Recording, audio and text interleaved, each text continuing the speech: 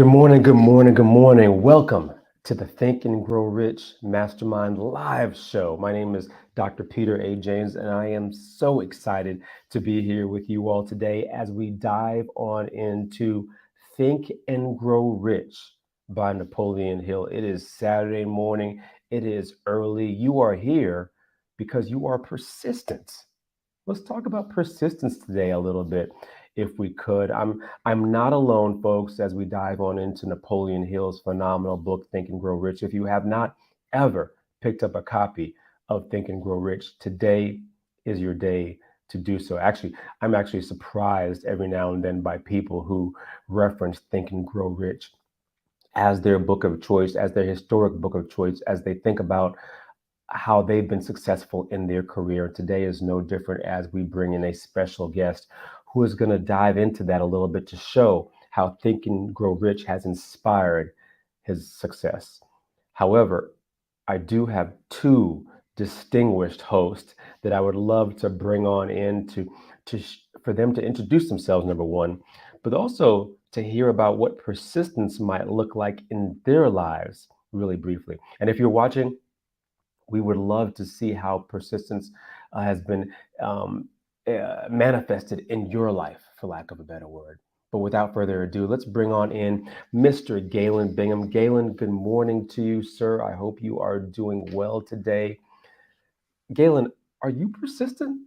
Oh my gosh. Oh my gosh. You've got to be persistent. I'm very fond of saying that the only thing that I know for sure is that nothing will go according to plan. And, one of the things that I like about this chapter and about this principle is how Napoleon Hill kind of breaks it down. One of the things that he talks about on page 175 is literally how to develop persistence. You can go to a number of places where they talk about the importance of having persistence, but this is really one of the few places that I've found where he talks about how to develop persistence. And he says that you need to have four things: a definite purpose backed by a burning desire for its fulfillment. Number two, a definite plan expressed in continuous action. And then number three, and this one's kind of interesting, a mind closed tightly around all negative and discouraging influences, including negative suggestions from relatives, friends, and acquaintances. And then number four, a friendly alliance with one or more persons who will encourage you through both a plan and purpose. So, I'm really excited every time I get to hear how people are using the principles from this book to accomplish amazing things. And our guest is the perfect person to have that conversation with today. Galen, I appreciate your intro from that perspective. In some instances, when I'm going after something, roadblocks, obstacles, and hurdles are thrown at me left and right. Literally, I get almost even close to the goal, another roadblock is thrown. And it's easy sometimes in those instances, you know what, to say, it's not even worth it. It's just not even worth dealing with it. Persistence is the opposite of that. No matter how long and how many roadblocks, obstacles, and hurdles are thrown at us, we keep going. And I wonder what goals our audience members may have given up on, what what relationships we might have given up on because it was just too much. And I know this, our other distinguished host here, Galen, she is all about, she's like the definition of persistence, isn't she, Galen? Yeah, absolutely, easily. Ann McNeil, can you tell us how and what persistence looks like in your life? Well, as you can see in my hand, there's another mastermind book talking about persistence, right? The Napoleon Hill Foundation sent me an autographed copy of this new book that's out. It's called The Mastermind. And Galen just, when he talked about one of the ways to create persistence is keep a closed mind to all negative influences. Hmm. And as soon as he said that, I ran and got this book because for the first time in all of the years of reading Think and Grow Rich, I never quite understood the point the author was making until I started reading this book. And I'll just read, if I may, something that Andrew Carnegie said to Napoleon Hill. He said, you have to, this is Carnegie, you have to, great teachers have followed the profession. Having the ability to associate his ideas with things impressed and influenced others. So definitely that they never forget what he said. Now he's going on talking about life is just one continuous series of opening and closing doors. This goes to Galen's point about persistence. He said, and if we are able to make life a success, we must become proficient at both the closing and opening of doors. The successful person firmly and definitely closes behind him the door to every person, every thought, wow, and every experience which causes him or her any kind of annoyance or failure. The unsuccessful person leaves that door behind him open to every such experiences he has had and to every person who has damaged him, with the result that he makes the same mistakes over and over and over again and permits the same enemy to sneak in by the open door and defeat him at will. Now, when you talk about persistence and you talk about having a definite desire, having a plan, having the ability to close that door behind you. And when I thought about that and I started reading, thinking about, okay, when I didn't persist, what doors did I leave open behind me? That thing, whatever it is, that was able to sneak in, sometimes didn't sneak in, just boldly came through. And so as we talk about persistence with our guest today, Ben, this is so powerful. And then finally, the fourth step, he says, in developing persistence is having a mastermind group. We are that mastermind group for many of you. And so we want to ask you to please comment, like, and share the show, but also subscribe to this channel. And while we're live, quickly contact, like Galen always says, two or three people, and ask them to join you here every single Saturday. So those are my thoughts about persistence, and I'm excited this morning. Well, I guess I'm excited every morning, but anyway. Good stuff. And we might have to link that book, that mastermind book, in the chat. We'll try to do that for sure. I want to say good morning to Wyman. Good morning to Renette. Good morning to Colette. We got some good stuff. We're going to bring in our distinguished guest, Ben, in just a little bit. But before we do, Galen, I would love to hear about these 13 steps that we continue to talk about, excuse me, in Napoleon Hill's great book, Think and Grow Rich. And this video that you're about to introduce really synopsizes it, for lack of a better word. Do you mind introducing this to us, please? Yeah, this is just a great example of how again, each of these individual principles could stand on their own, and they do stand on their own. But the real beauty, the real power, is how they all connect together. So as you watch this video, we're talking about persistence today, but I really would love for you to think about and highlight how persistence sits on top of all of the other principles, because the only thing that I know for sure is that nothing will go according to plan. So let's take a listen. Number 1 is desire. Napoleon Hill said that everything starts with a burning desire, a compelling reason for doing what it is we do. Step 2 is faith, having belief in our ability to attain that which we desire. Step 3 is what we call autosuggestion.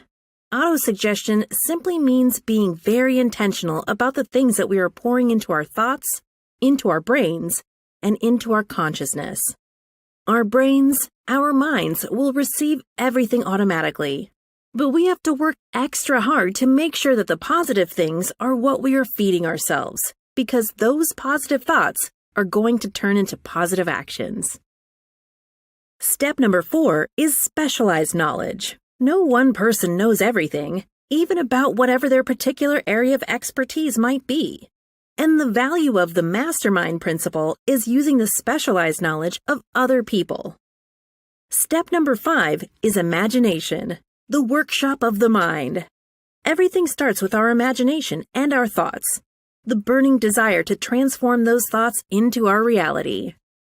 In order to do that, we have to take a look at step 6, which is organized planning. That is how we crystallize our desire into action, organizing ourselves. Having the thought and not acting on the thought isn't going to get us anywhere. We have the thought, we go through the organized planning to transform that thought into action. Step number 7 is decision. What Napoleon Hill said is the mastery of procrastination. Napoleon Hill said that the antidote to procrastination is simply to make a decision and then move on that decision. Step 8 is persistence. We have to have a sustained effort which is induced by our faith in order to achieve our goals. One of Napoleon Hill's books I love, even the title, 3 Feet from Gold.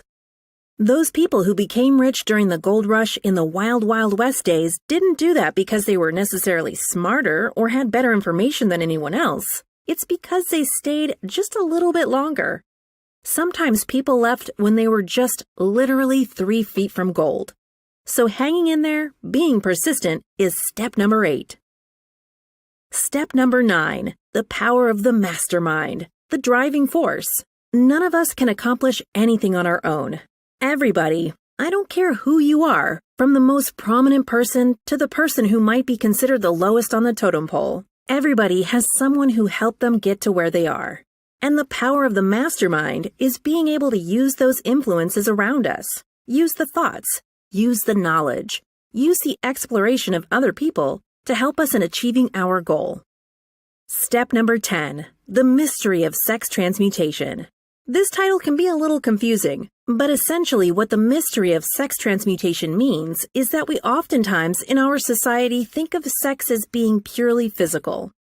It is absolutely physical, but what Napoleon Hill teaches us is that sex also has an emotional element, and that sex is the strongest of our desires. That if we can take our sexual energy, transform that into positive, creative influences, it can propel us to new heights. And so we spend quite a bit of time talking about the mystery of step 10, which is sex transmutation. Step number 11 is the subconscious mind, which Napoleon Hill tells us is the connecting leap between our human mind and the infinite intelligence, the source of all thought, the source of all creativity. Conscious mind, we spent some time talking about how we use that through the influence of autosuggestion and what we're feeding into our mind. Step number 12, which is the brain, the broadcasting and receiving station of thought. Final step number 13, the sixth sense, the door to the temple of wisdom. This is the final step through which infinite intelligence may and will communicate voluntarily without any effort from or demands by the individual. The principle is the apex of the philosophy. It can be assimilated, understood, and applied only by first mastering the other 12 principles. All right. So again, I wanted to highlight that Napoleon Hill talks about a number of principles. Then he says you have to make a decision, and then right after that, that's where persistence comes in. So I am looking forward to this conversation with Ben to understand what decisions he's made, and then how has he leveraged persistence in order to make his success a reality. So Peter, back to you. Yeah, absolutely there, Galen. Thank you so much for that. And without further ado, I would love to bring in Ben. Good morning there, Ben. Ben Lichtenwalner. Ben, am I saying your name correctly? Lichtenwalner. I didn't ask you before the show how to You pronounce your nailed last it. name, That's a rarity. You got it. You got very it. cool. Hey, folks. Ben is the founder of Radiant Forest LLC. Ben helps companies implement and improve their leadership development program. He achieves this work through consulting, through training, and of course through keynote engagements. Ben, good morning to you. First of all, how are you doing today? Good morning. I am wonderful. Thank you for having me. It's an honor to be here. I got to kick things off right away, Ben, with a question around Think and Grow Rich, even persistence. You've been hearing us talk about persistence on and off, and but definitely as it ties to Think and Grow Rich as a whole, and even introduce another memoir of Napoleon Hill, MasterMind, which now I got to put on the list, Galen, to also read. But as you think about Think and Grow Rich, as you think about persistence, Ben, initially, what does that look like in your life? Oh, it's a good question. Persistence for me, it's the cornerstone of success and everything we should do, right? I loved how Napoleon Hill even says in the book, that persistence is a state of mind. So we're able to develop it. And it's something that it changes in every situation we're in, right? Like we might be really persistent in some areas of our life and not persistent in others. So it's something that I'm constantly working on. But whenever I look at an area that I'm struggling in, I tend to see that it's because I haven't been persistent in that space. So it's something I'm constantly developing, but it's all about follow through and continuing to develop that persistence for me. Yeah. Thank you so much for that. I'm into real estate, and purchasing a home is a practice in persistence, because whether it's the lenders or the realtor or or just the closing table, the time, it's like they just put so many roadblocks in front of us. And there have been many times I'm like, is this even worth it? Is it even worth it in the end? But we've all been in situations like that when we get so frustrated that we just, you know what, I'm done. I'm just giving up. What has that looked like in your life, Ben? Or maybe the inverse of that. What has it looked like when you've gotten to that point and you're thinking I'm done, but you did persist through, and then something magical happened on the other side? Any stories like that? Oh, I've got quite a few, but first I have to follow up. I love the real estate example because you've got all those roadblocks and you've got even you said even the closing table, right? Sometimes it's an exercise in persistence just to sustain yourself through the millions of signatures you have to do. And then you go and you're finally in your house and it's worth all that persistence, your new home. But then, the pipe bursts or the lawn has to be mowed, and it's another whole exercise in persistence just being a homeowner. And that so I love that real estate example, because just when we think we may have climbed the summit, there's something else next in front of us that we have to be persistent about. So it's a never-ending battle. Never ending. But I appreciate the opportunity to share some of my persistent stories. We talked a little bit before the session today, and I have to begin with my greatest persistence example and story, and that is the success at convincing my beautiful bride to marry me. I may have been, depending on who you ask, dating her best friend at the time we met. And she may have therefore been incredibly hesitant, might be a good term to say, towards going out with me. But we weren't, the lady I was seeing at the time wasn't able to go to some sessions, some lessons that I was interested in taking. And she said, oh, well, if you want to go to dancing, why don't you take my friend Trina? She's available. And so I was very blessed that that sequence of events happened, and I got to know my bride to be. But there was much back and forth and consternation in her life about, well, this guy's dating my friend, and but thankfully, ultimately, my persistence won out, and I've been very fortunate to marry a wonderful woman who has been, again, as Napoleon Hill shares several times in his book, there's often a woman behind the man or a man behind the woman. In today's version may be the case too. But I've been very blessed and fortunate to have the love and support of an amazing woman, thanks to my persistence early in our relationship. So, and she may not be too happy about me sharing that story publicly. I might get in trouble later. We'll see. The good stuff. What I love about that story is especially what you said there at the end there, Ben. Behind every great man, behind every great show, there is a phenomenal woman. We're going to bring Ann McNeil in because she is like the linchpin. She is like the one who drives. Galen and I are just passengers on this show, and we're riding in the back. We are backseat drivers. Actually, that's what we are. And so, Ann, persistence. Love this topic. Love what you've introduced to us already with Napoleon Hill. What is your questions for Ben? Well, I like to ask every guest, what was your first introduction to this book? Because there's so many millions of people all over the world. And what I am finding as I travel and as I speak and coach and do workshops, what I'm finding is that people will come up and they say, I read that book a long time ago, but I didn't get it. And so when you think about having a desire, is not until the student is ready does the teacher appear. And the teacher can be a sermon, it can be a book, it can be, a mastermind partner. So for you, when and how did this book show up in your life? Let's say the first time.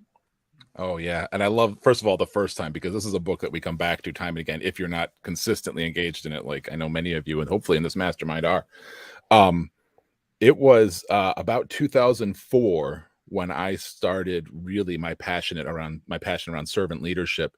And it had come, I can come back to the story later about how and exactly why I got to that. But I was realizing as I studied leadership from many different sources that really everybody was saying the same thing. As long as you're not foolish enough to believe in the, top down, the beatings will continue until morale improves sort of leadership style, then everybody else is speaking about the same basic concepts of leadership. And what I had done was I wanted to go out and find all these different sources and consolidate them into a single model. And I kept coming back to quotes from this book, Think and Grow Rich. And I was surprised because it wasn't what somebody might consider a leadership book, but I kept seeing them, these quotes, so I picked up a copy and started reading it and realized that it is a fantastic book about success in general in life, and there's just so many amazing nuggets on leadership in it. But what I went to for leadership, I discovered is really a success manual for life in so many different areas too. So that was my first reading of it as I sought to look for Napoleon Hill's perspectives on leadership and fit it into the servant leadership model. But I came back to it time and again for so many more reasons, as we're all aware. Wow. And the second time?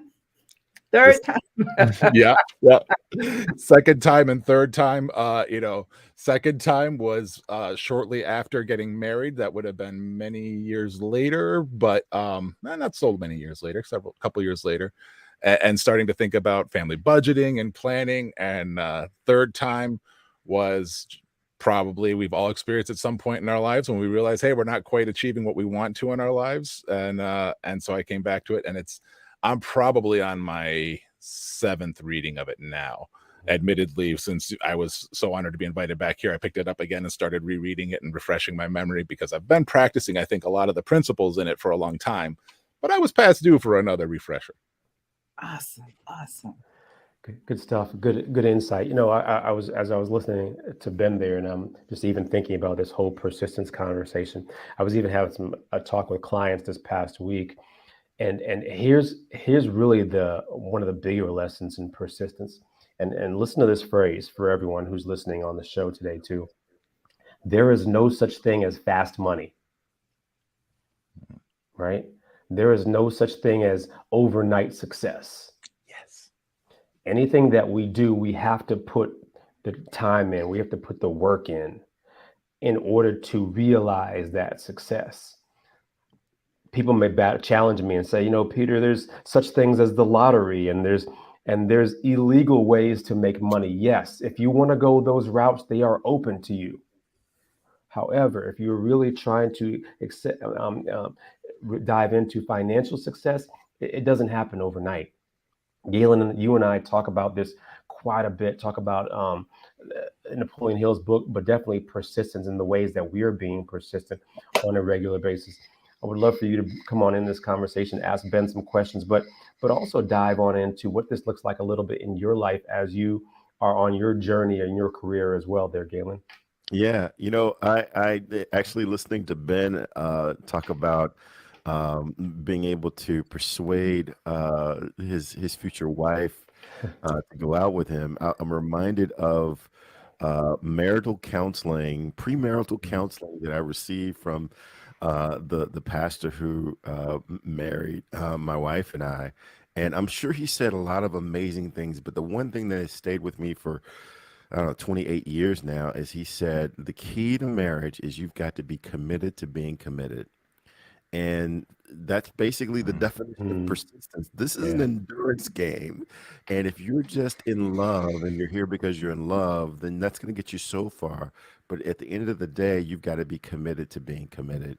And so, I just wanted to thank Ben for reminding me, reminding me of that connection.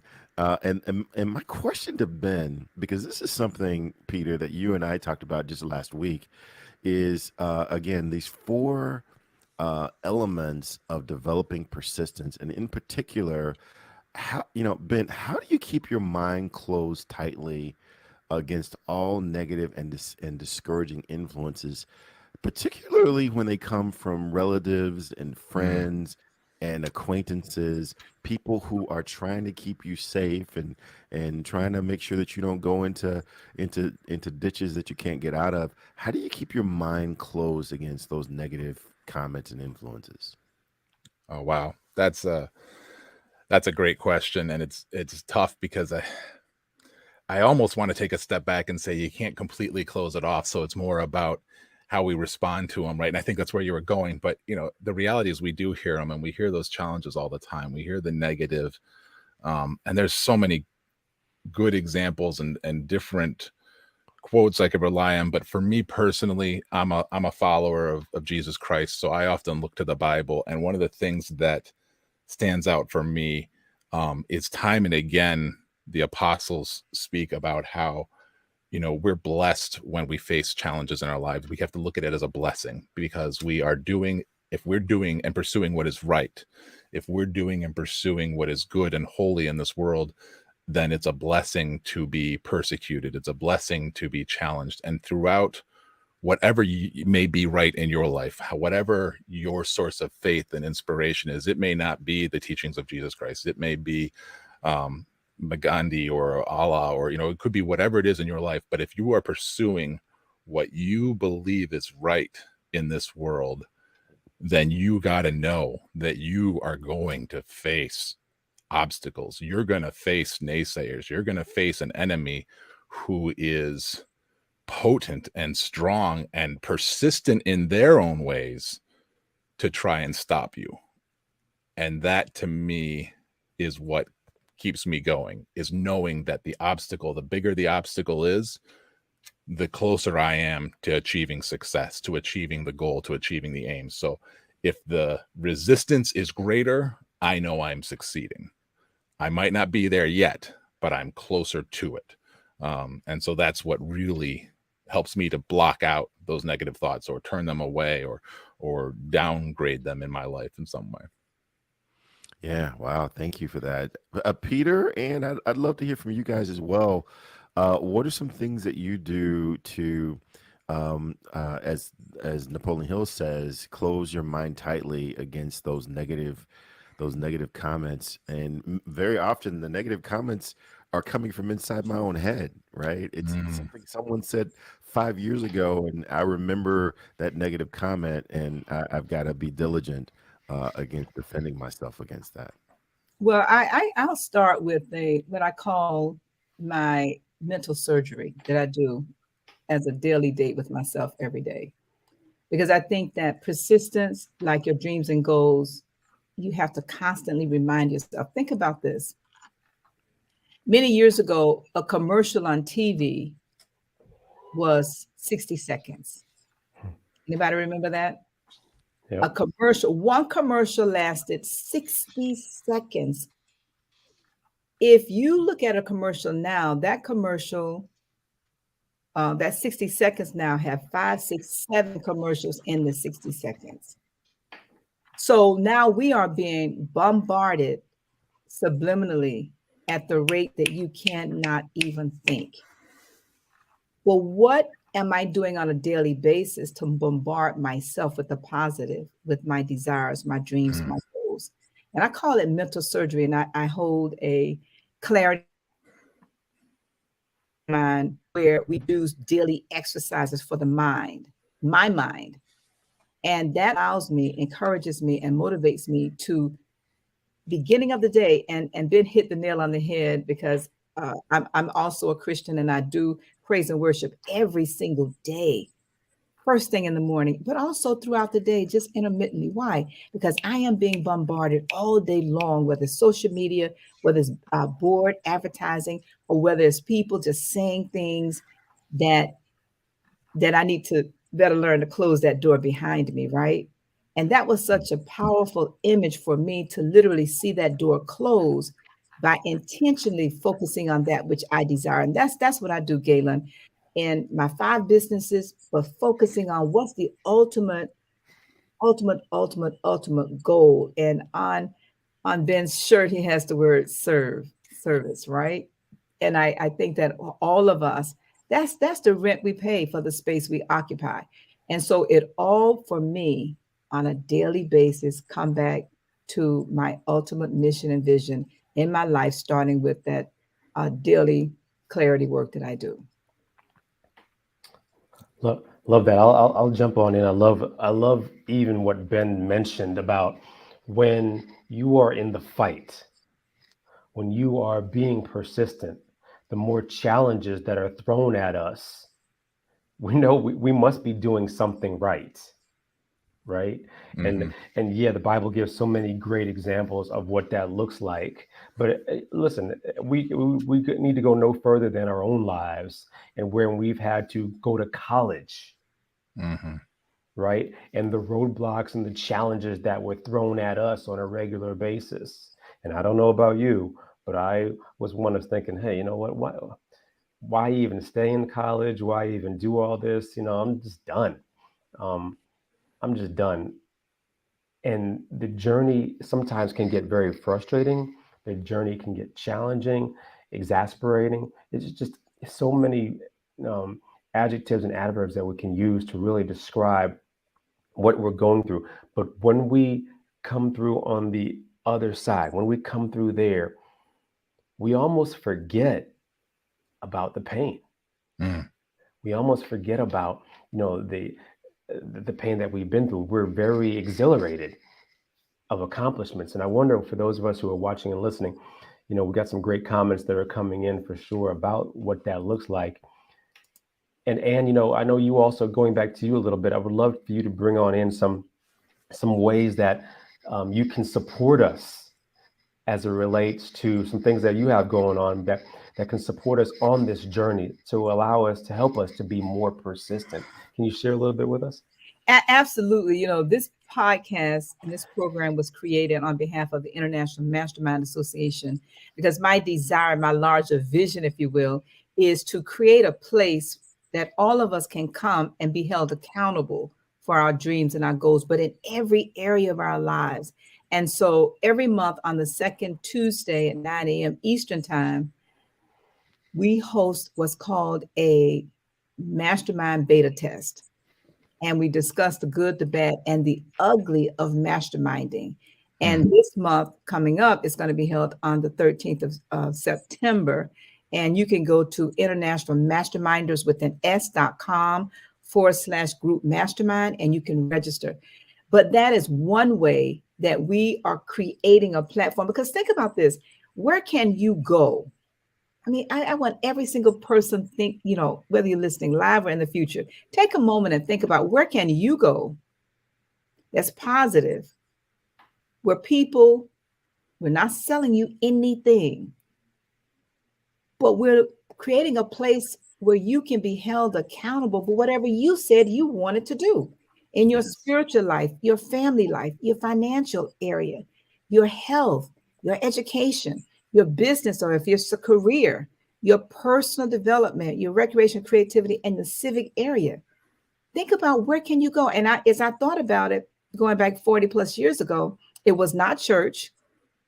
No, it was not church. It was not any of my 50 business associations that I'm involved in, because each one of those places, you went for one thing. I'm a contractor by profession, so it's a construction association, whether it's the white ones, the black one, the Hispanic one, the women one, whichever it is. They only want to talk about that. They don't want to hear about your goals and your business, and they don't want to hear about all of that. So I decided with a group to create this space, this place. We also host a Friday morning accountability call, Think and Grow Rich Again. And you can go to International Masterminders Association, or you can go to Eventbrite and register. And every Friday at 7 a.m. Eastern, we all come on, many of us, 20, 30, 40, sometimes more, or sometimes less. And we each have 1 minute, just 1 minute to share our aha moment from what we read in the book, Think and Grow Rich, and one business goal you want the group to hold you accountable for. And we've been doing that now for over 15 years. So those are just some of the platforms that we've created, but being persistent, if you will, in your own goals and desires is what will back to Galen's 4 points he was mentioning from the book. That is a platform that you can use to be held accountable to help you persist. So those are just some thoughts. Yeah, good stuff. Good stuff, Ann. Thank you so much for sharing that with us. And before I let you go, did you mention the annual meeting? No, I did not. Why are you laughing, Galen? Yeah, so wow. You want to talk about that? We'll come back to that as well. Let me ask Ben another question here as it relates to in the book, of course. In the chapter on persistence, Napoleon Hill goes into 8 factors of persistence. And then he also even goes into the 16 symptoms of the lack of persistence. Ben, I know we've been talking so much about what solid persistence looks like in your life. Here's a challenging one for you. What has the opposite looked like for you? What things might you have given up on that maybe there's a little bit of regret? Maybe there's a little bit of frustration that you did that. Maybe even you picked it up later on because you gave up on it early, but then you jump back on it later on and realize, of course, that was a great decision to return to that. Any examples of lack of persistence? Wow, that's a tough one. Yeah. I think when I look back on it, I think it's probably more of a perspective of not doing more sooner. So maybe my persistence was weak, not incomplete. But when I think of what I do now with leadership development work, earlier in my career, I had some fantastic bosses who were just amazing. And then a series of, we've all probably had them at some point in our career. And if you haven't, trust me, you will at some point, a bad boss. And, that's when I got that passion for doing leadership development and trying to, it sounds grandiose, but save the world from bad bosses. And I was very passionate about it early on. That was around 2004. And, for several years, very passionate, did a lot of work. And then I would say it waned for several years where I could have done more. And instead I got sort of caught up in my traditional corporate career and growing professionally there. And I think in hindsight, if I had been more persistent, I would be more successful today of getting more, saving the world from more bad bosses. We would have had more success sooner. So I think that's also an interesting perspective to take. It's not necessarily that we are persistent or not, but maybe we're not as persistent as we could be. And if you have that sinking feeling in your gut, like, I want to be doing more here, do more. If you're thinking,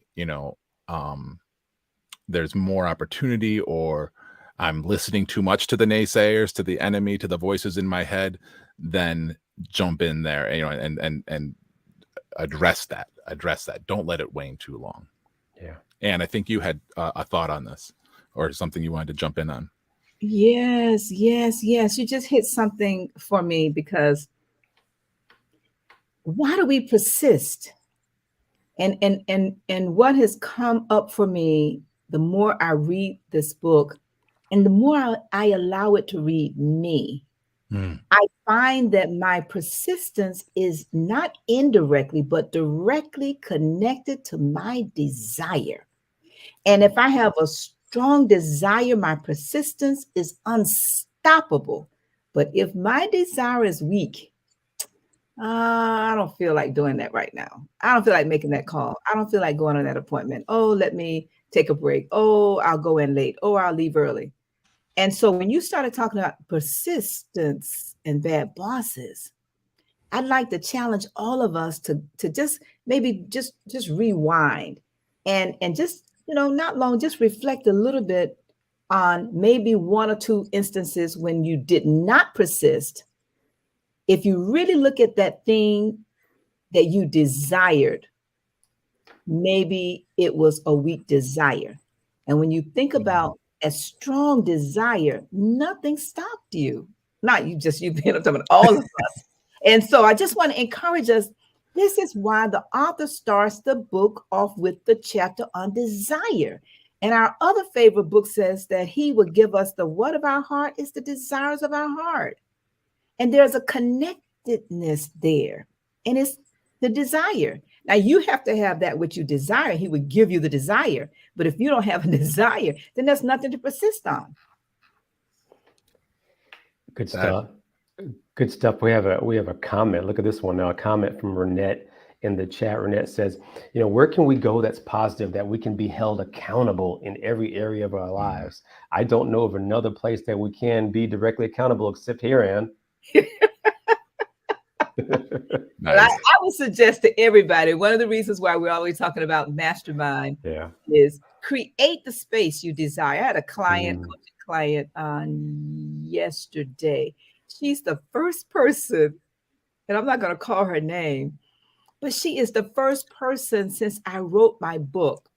The book is entitled How to Start and Run an Effective Mastermind Group.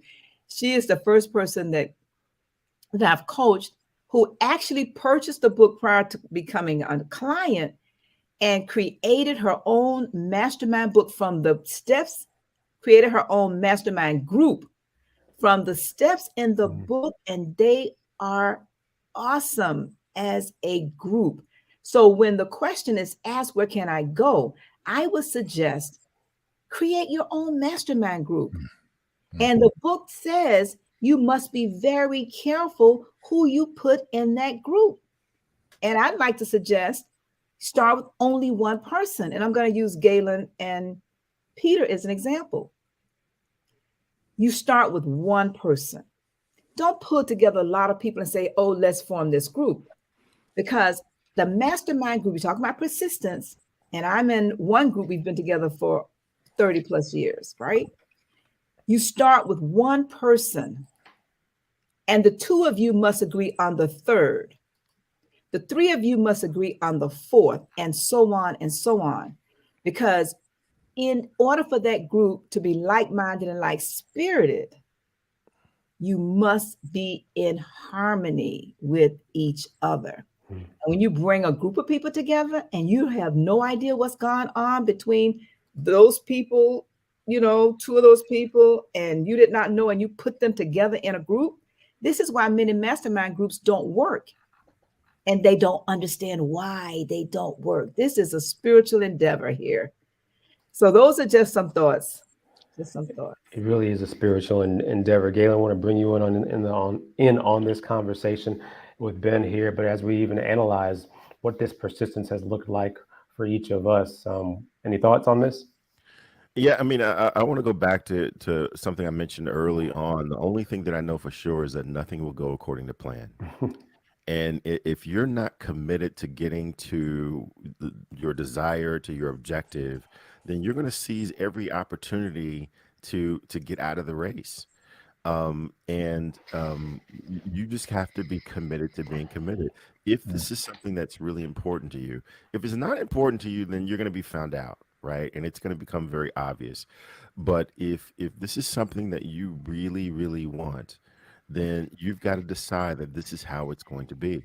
I've got a neighbor who is a single mom, and so I've been mentoring her son, and we do a lot of things. He's just turned 14, and he's 6'2", right? So he's very passionate about basketball. And so I give him some things, some drills, some things that he needs to work on to practice to get ready. And he's so committed to seeing if he can do it, right? So he learns how to do the skills, but once he's learned how to do the skill, then he's not interested anymore, right? And I find that that's the way we are in life. We tend to get enamored by, can we do this thing? Well, that doesn't work with taking a shower. Can I take a shower? Yes, you can, and you should very often, right? Can I brush my teeth? Well, yes, you can, and you should every single day. There are some things that you have to do in order to be successful that you have to do every day. And I think that this is an example of the importance of persistence to being successful with anything. Yeah. Yeah. Good stuff. Good stuff. Ben, any thoughts on that? Yeah, I have to go back to, actually, it's going to tie back a little bit to your question earlier, James, too, about, moments when I may have been as persistent as I could have been. But I think the mastermind is so critical of that. And we've kind of been saying that, right? I think Galen just highlighted it well when you said, the mastermind helps us be more persistent. And two thoughts on masterminds for me right now. I happen to be in one of my masterminds that is going through and sort of reassessing our membership. We had one person leave for professional reasons recently, and we're deciding, okay, how do we pick that next person? And I thank you, Anne, for saying, it should start one at a time. I think we do a great job when we do work as a group to find the next member of our mastermind. When we don't, you could have that one person who somebody thought would be perfect, and just it disrupts all you've built for possibly years. So make sure you do that. And then when I look back at a time in my career when I could have done a better job, I wish I'd had a mastermind then, because I probably would have gotten the insight and guidance I needed to not make the same mistakes that I made. And that was early in my career.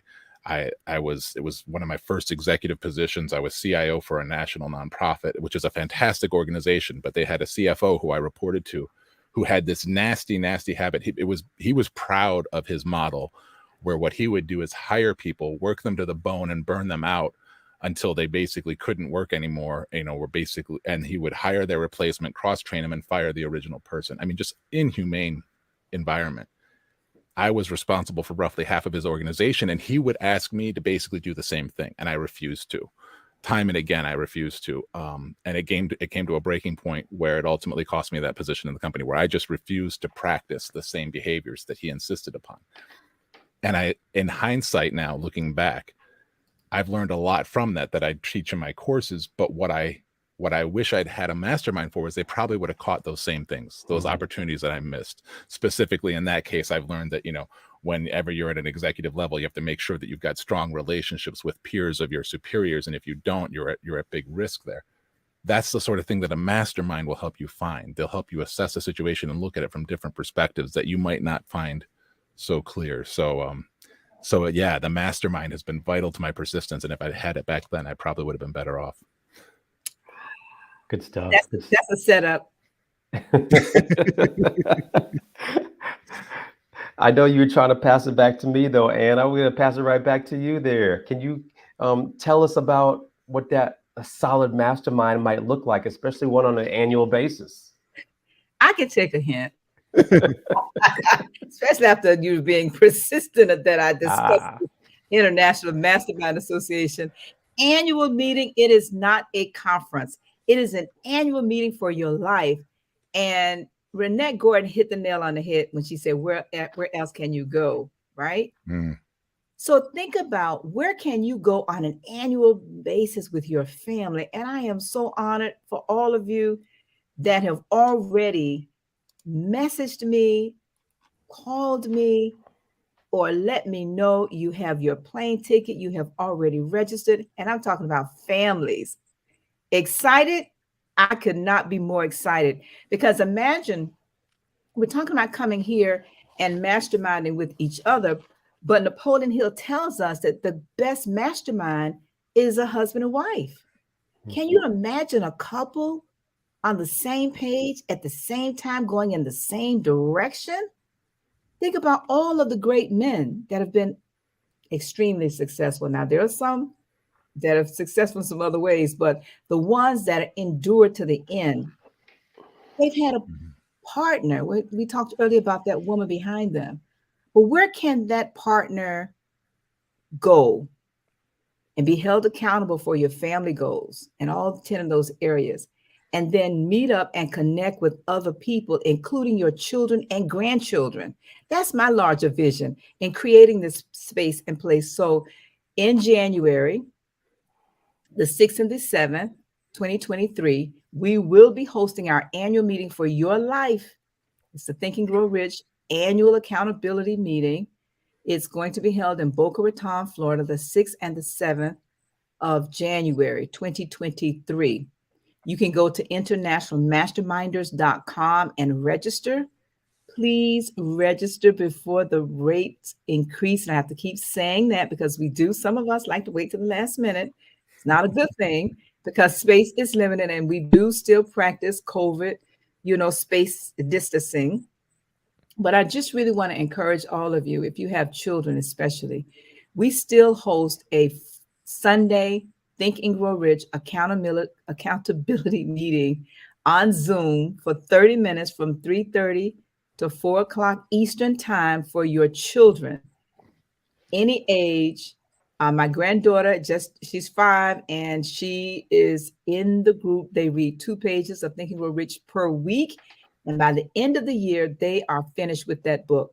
Some of our students now have graduated, and they have just really, really made all of us very proud. And I will say this publicly. I don't know if she's listening, but Misty Campbell's daughter, I tell her she is my number one. Yes, even though my granddaughter's in the group, but Misty Campbell's daughter is my number one student. She is persistent, she's consistent, and she shows up every single week. And I've watched her grow over the years.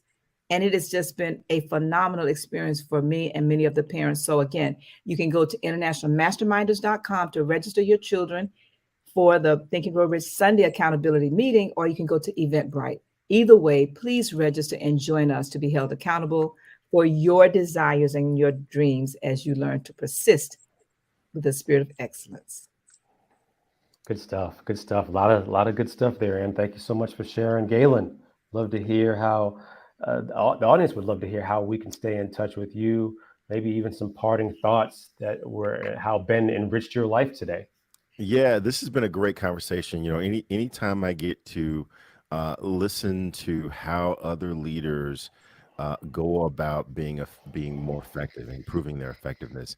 One of the things that Ben talked about and highlighted is how if he had a mastermind where he could talk with other leaders to learn their insights, to learn from their mistakes, to learn from how they would approach situations, then he might have accelerated the success that he's enjoying now.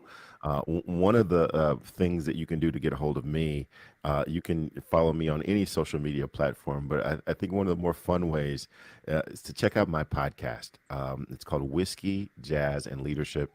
And we talk to leaders from every industry, from every walk of life. I've got several of my mentors who have been on the show, and we talk about the whiskeys that they drink, the music that they listen to, but what it really takes to be effective as a leader. This is straight talk you can't find anywhere else.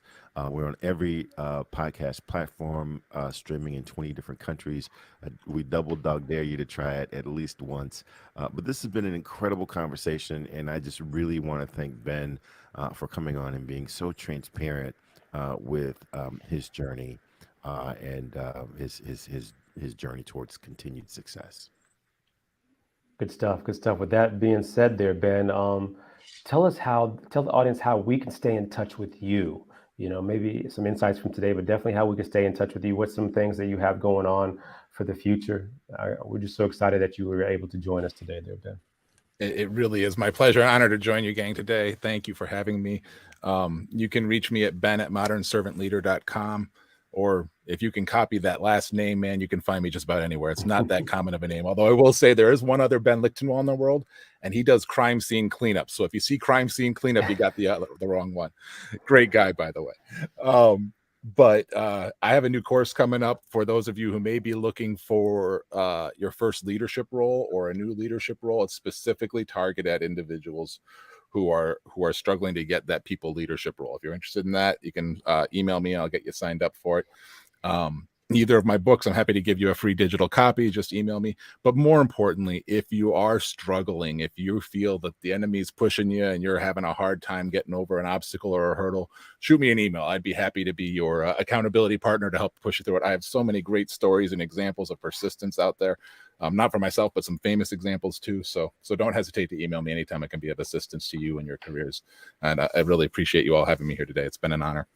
Love that paradigm flip book there, Ben. Thank you so much for sharing. It's very unique. Love it. Thank you. For sure. Good stuff. Great insights today. Great talking about leadership with Ben, but also about his journey to persistence as well.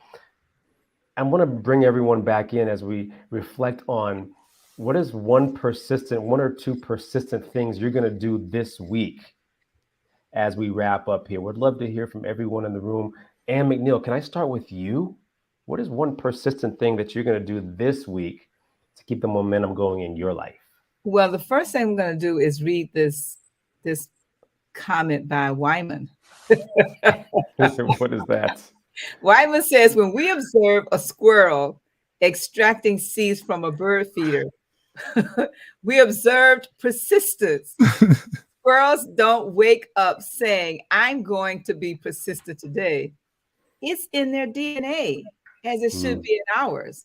And so with that thought in mind, we want to thank you, Wyman, and all of those of you who come on Saturday after Saturday.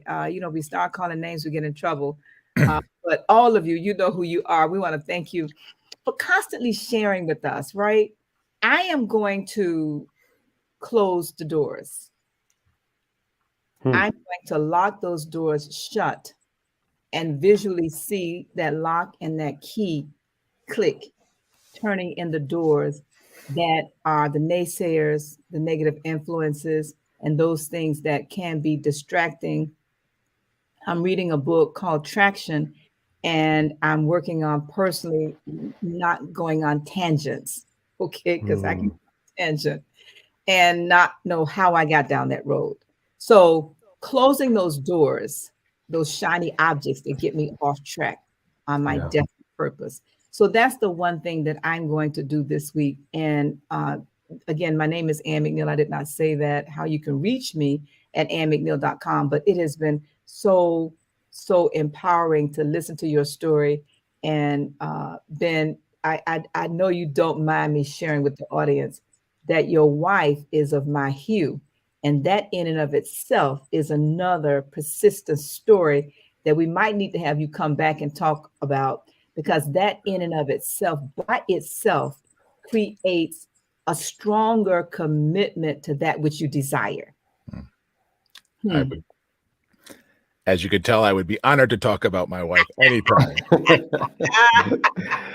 So we're gonna invite you over to the beta test, so we'll talk about that there. But great. You have been a great guest today, and thank you for agreeing to join us. And it's been a joy. Thank you. Good stuff. My pleasure. Good stuff. Really quick, Galen and Ben, one persistent thing you're going to do this week, Galen. Yeah, I think I'm going to go back to my premarital counseling and just really evaluate how I can be committed to being committed. And it's just not enough to want something. You've got to be committed to being committed to getting it.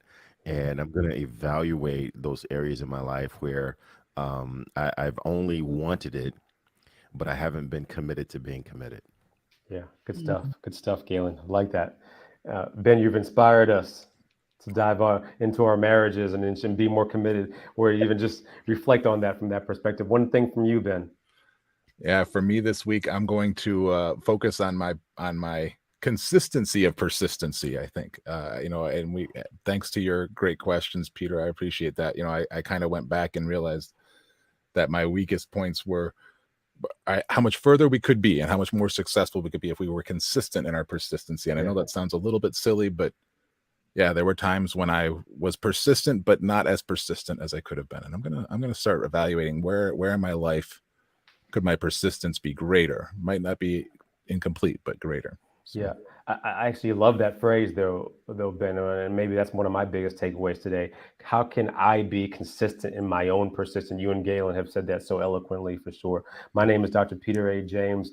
You can find me at any social media platform at Dr. Peter A. James. That's at DrPeterAjames or at shiftyourmindset.com. I'm so excited. We are so excited to be here with you every Saturday morning, same time, same channel. Ben, thank you so much for joining us today. Truly inspiring. Those of you who are on the chat, but also listening, I hope you were able to take one nugget away from here today that you're able to apply today, beginning today and moving forward in your own career, in your own life to be persistent. Thank you all so much for joining us. We look forward to seeing you same time next week. Take care.